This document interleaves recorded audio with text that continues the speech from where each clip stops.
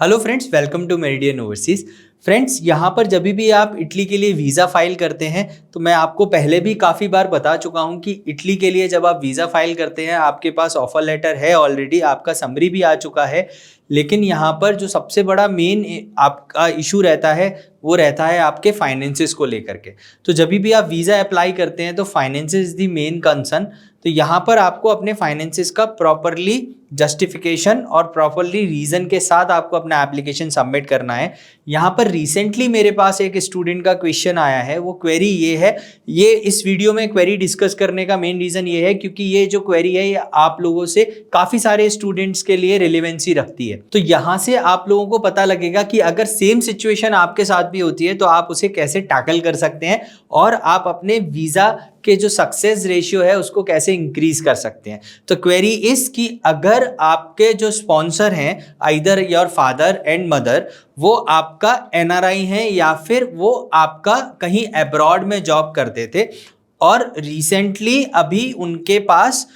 कोई भी जॉब नहीं है और वो अब इस केस में आप अपने फाइनेंसेस को कैसे शो करेंगे। तो यहाँ पे देखिए, इटालियन एम्बेसी में जो मेनली रहता है वो रहता है आपको अपना पास्ट 3 इयर्स का कॉन्टिन्यूस इनकम शो करना है। इन एनी केस अगर जो आपके स्पॉन्सर हैं वो करेंटली अगर बाहर जॉब अभी भी कर रहे हैं और वहाँ पर आपका जो ओवरऑल इकोनॉमी सिस्टम है वहाँ पर किसी भी तरह का टैक्सेस पे करने का या टैक्सेस सबमिट करने का कोई भी अगर ऑप्शन नहीं रहता तो उस केस में आप इनकम को कैसे शो कर सकते हैं। तो यहाँ पर आप एम्प्लॉयर की साइड से एक लेटर बनवा सकते हैं जिसमें मेंशन होगा कि इन आपके जो स्पॉन्सर हैं उनका मंथली इनकम कितना है और आप वहाँ पर प्रीवियस 3 इयर्स की सैलरी स्लिप बनवा करके सबमिट कर सकते हैं। साथ में आप बैंक स्टेटमेंट सबमिट कर सकते हैं। यहाँ पर आपका जो सैलरी है वो कॉन्टिन्यूसली हर मंथ क्रेडिट होते हुए दिखे। सेकेंड ऑप्शन ये है कि अगर मान लीजिए कि आपके जो स्पॉन्सर हैं वो एनआरआई हैं, वो आपके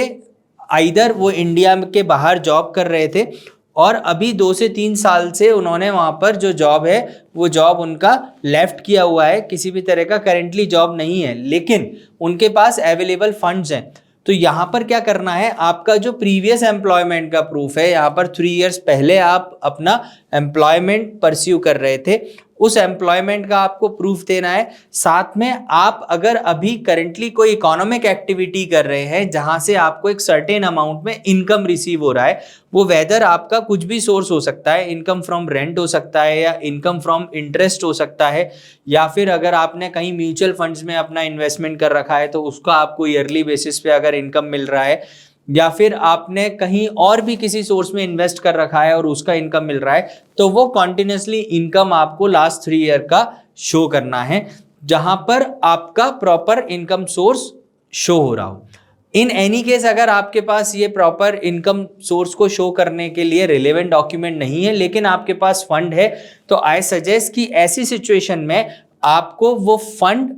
एक अच्छी खासी ड्यूरेशन में शो करना है। इसका मतलब कि अगर आप इटली वीज़ा के लिए अप्लाई कर रहे हैं तो वो फंड आपका जो भी रिक्वायर्ड है, जैसे बैचलर्स के लिए सपोज 18 लाख और मास्टर्स के लिए मिनिमम 12 लाख, तो ये फंड आप अपने अकाउंट में या फिर आपको अपने स्पॉन्सर के अकाउंट में अराउंड 4 to 5 मंथ्स और 6 मंथ्स की ड्यूरेशन के लिए आप शो करिए।